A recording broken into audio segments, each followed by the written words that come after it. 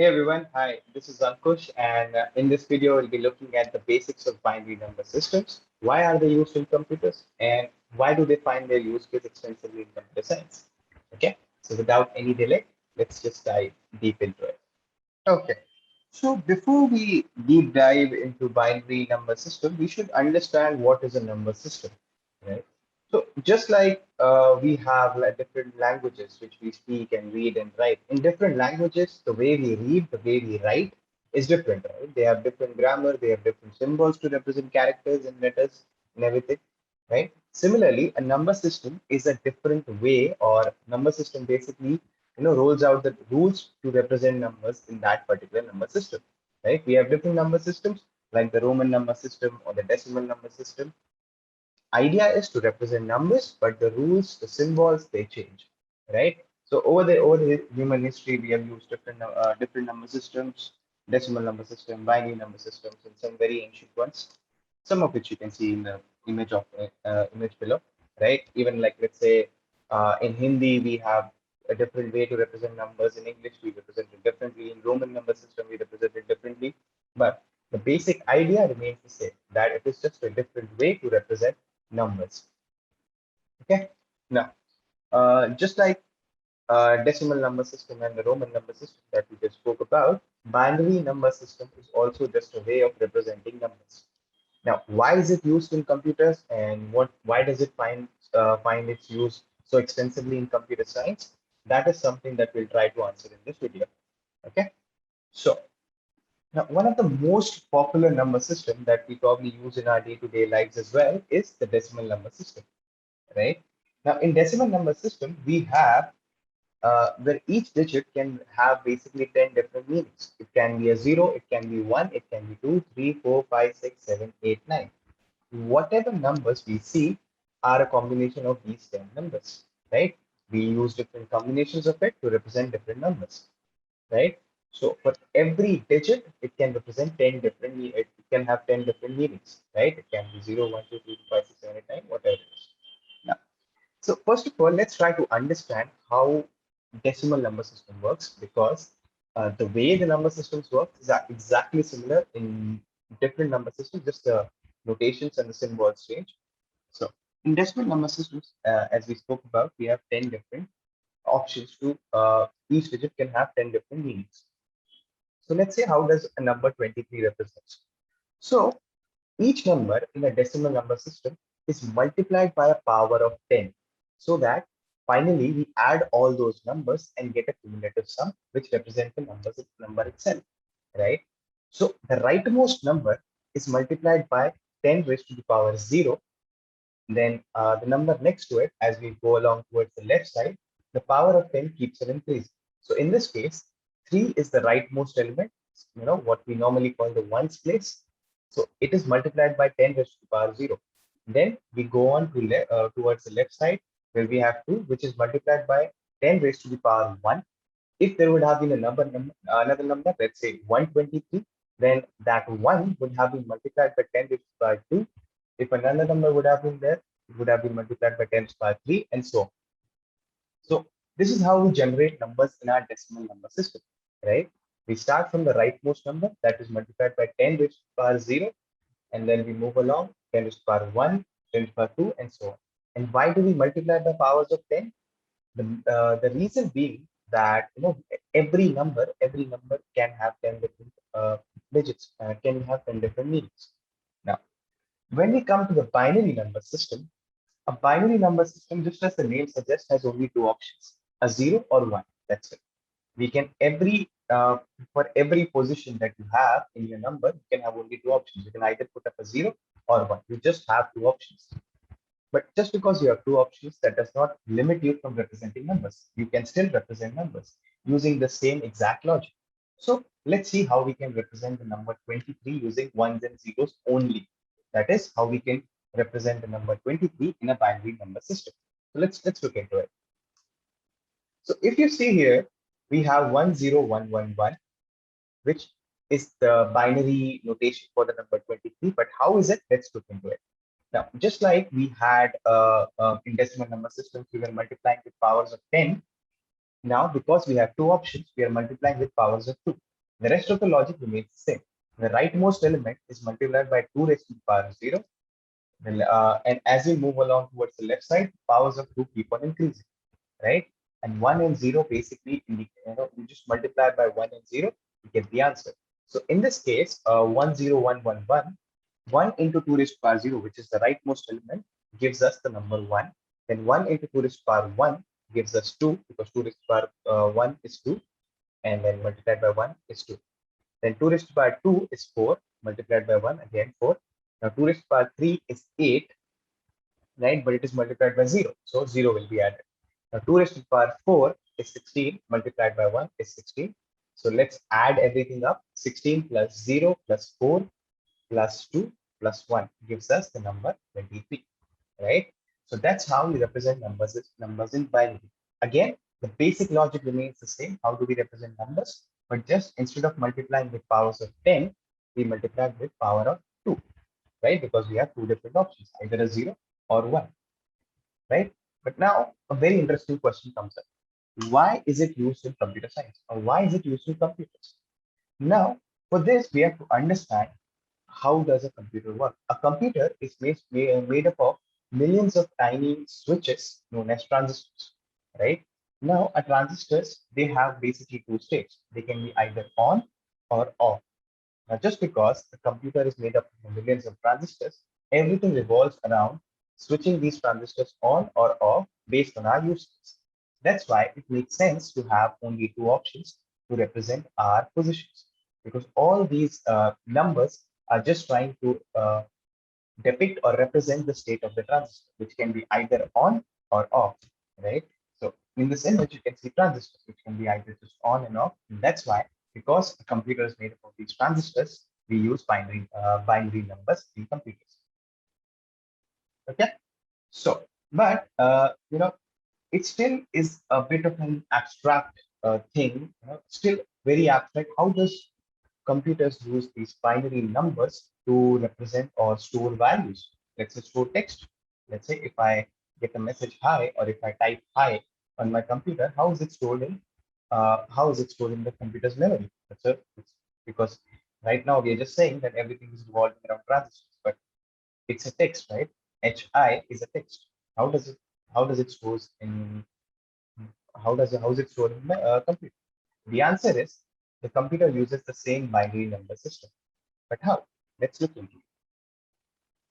So now, storing text in computers, if you look at it, it is just that we have to give every character a number, such that that same number can be represented in binary format and stored.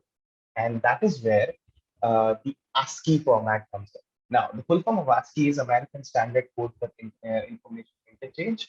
But if you just look at it, it is just basically a bunch of people coming together and finalizing that to represent this character, we use this number. That's it. They just map characters and numbers so that it becomes easy for us to store those characters with the help of numbers.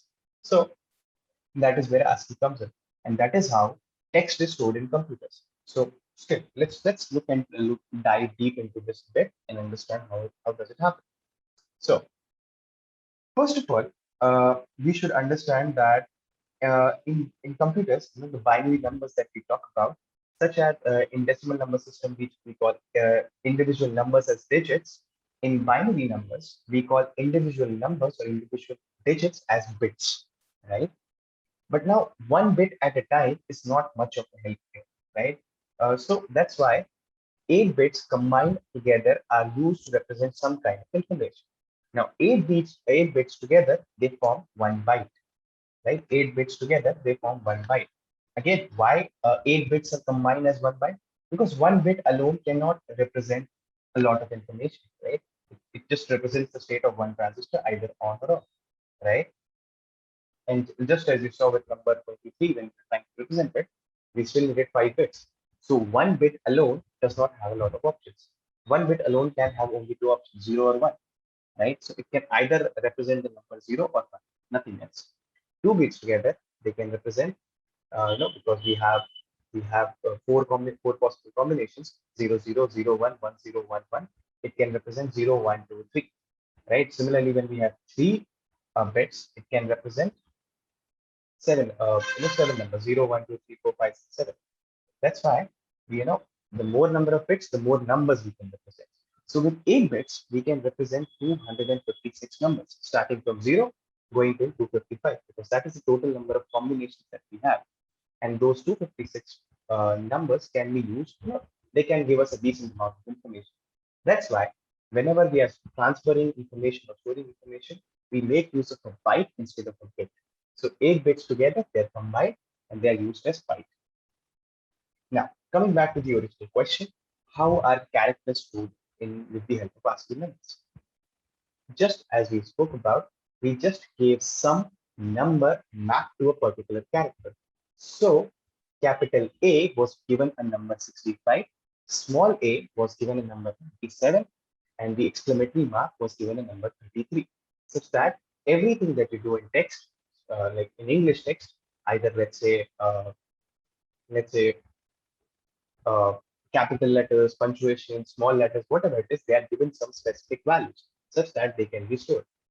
Now, whenever a computer has to send you a message, let's say, hi, it can send you with the help of binary digits, right? Binary digits combined together, 8 bits together combined to form byte, such that the first one forms the number 72, which is the ASCII code for H. The second one forms the number 73, which is the ASCII code for I. And the third one forms the exclamatory mark, which is number 33, which is the ASCII code for I. Now, this is how numbers are stored in binary, right? So whenever you're getting a message hi, you're just getting a bunch of binary numbers or bytes combined together, you know, and the computer understands that if it's getting the number 72, it has to it has to represent H. If it is getting 73, it has to represent I. If it is getting 23, it has to represent the exclamatory mark. So that combined together, it makes the message hi.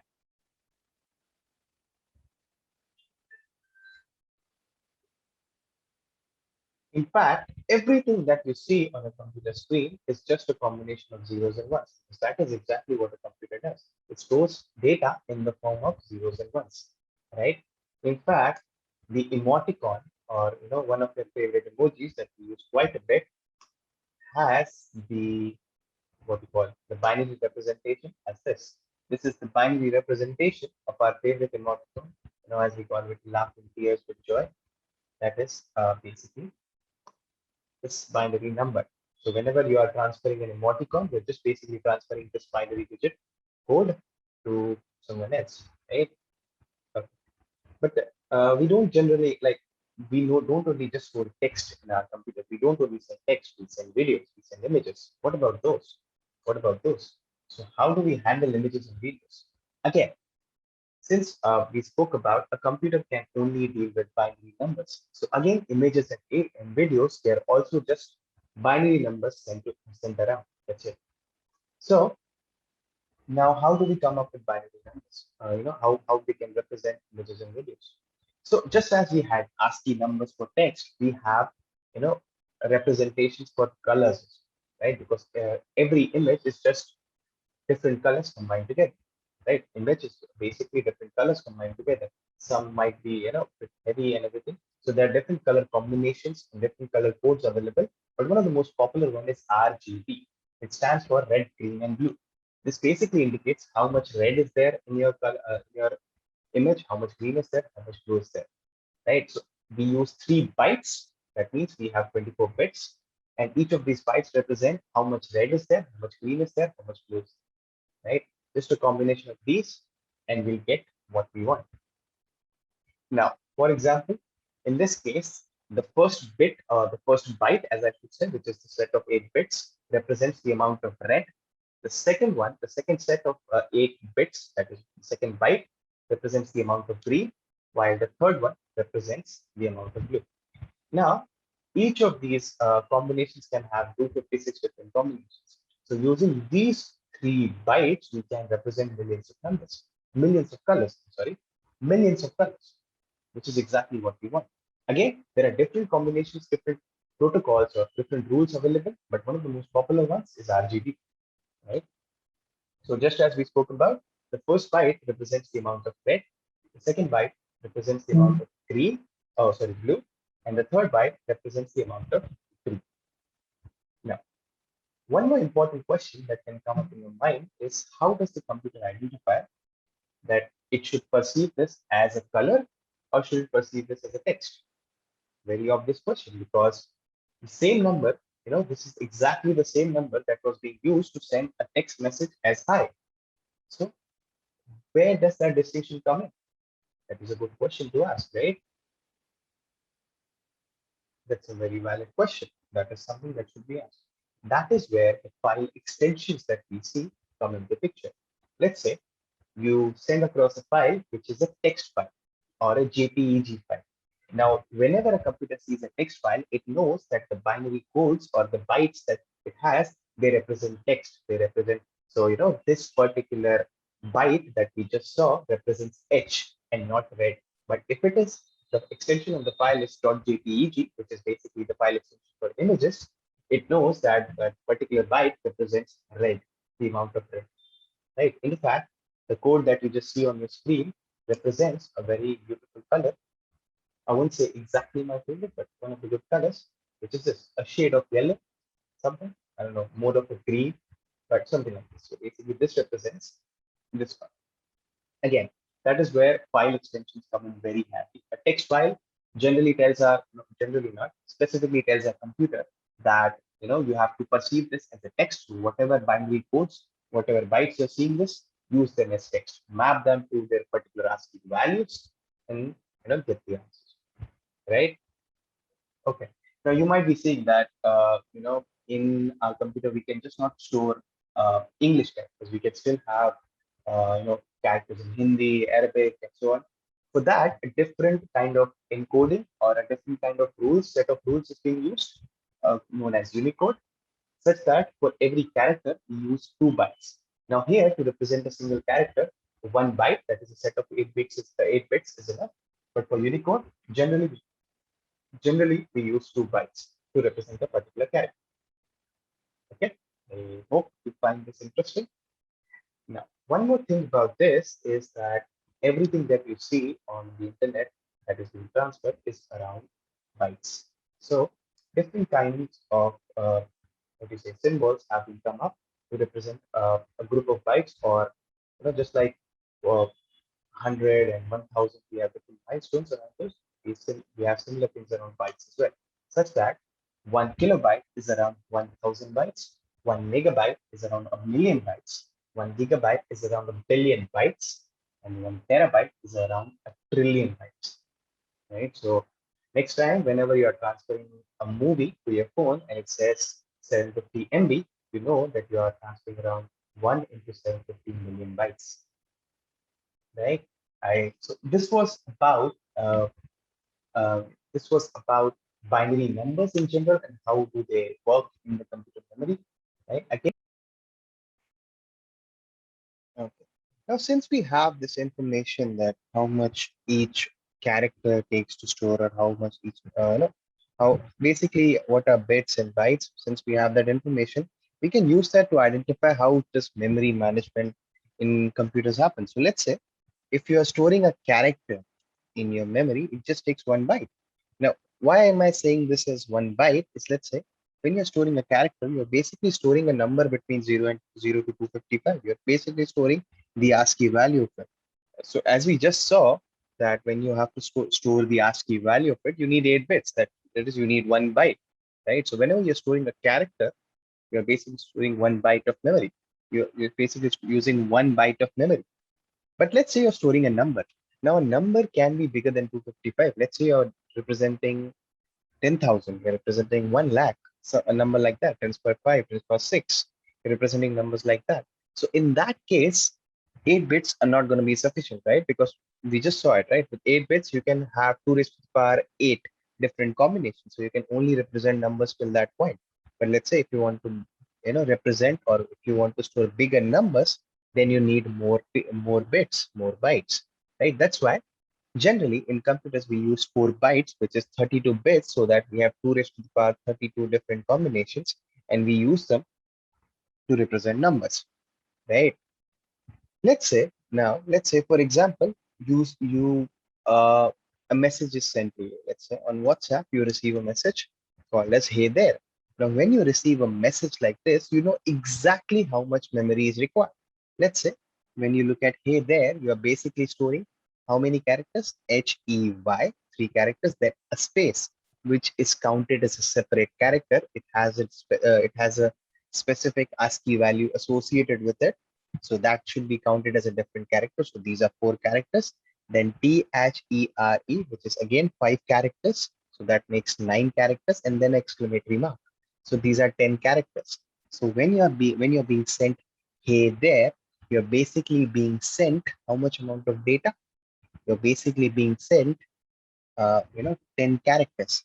That means 10 into one. Each character takes one byte. You're basically being sent 10 bytes of data. That means 80 bits of data is being sent to you, right? So you know exactly how much amount of data is being sent. Let's say you have to store 10 numbers in your memory. You have to store 1, 2, 3, 4, 5, 6, 7, 8, 9, 10. 10 numbers in your memory. If you have to store 10 numbers in your memory, each number takes 4 bytes. So 10 numbers will be taking 40 bytes, or 40 into 32 bits, right? So now whenever you look at a text message, whenever you look at number, you know exactly how much amount of memory it is taking. So and now next time when you look into the settings of your phone and you go into memory, into storage, and let's say it says that you have 23 MB worth of messages, you know exactly how many characters are there, right? So this knowledge comes in particularly handy when you when you involve software development, because a lot of times in software development we have to store data, we have to manipulate data, we have to use data according to our use case, right? And this information comes in really handy, right? Let's say when you're storing a character, that means you're storing a byte, you're storing 8 bits, so you will plan that accordingly, right? When you're storing a number, you need 4 bytes, you need 32 bits, right? Also, so this information comes in very handy when you're involved in software development. So again, if you plan a future in software development, this is an information that is very useful for you, something that you should uh, you know look into very seriously, and this will ease out your life a lot more. Particularly useful, right? Let's say if you want to represent a decimal number, let's say 1 point something something something, right? In that case, do you think 4 bytes will be enough? Okay, that's the question. This is where we leave. Right? It's a good question for you to leave at, and then you can research on it on your own. But again, this is exactly the things that we wanted to cover in this one. Again, we understood what are binary numbers, how are they useful in computer science, and how they find their use case here. And thank you very much for watching the video. I hope you had some fun. Thank you, guys.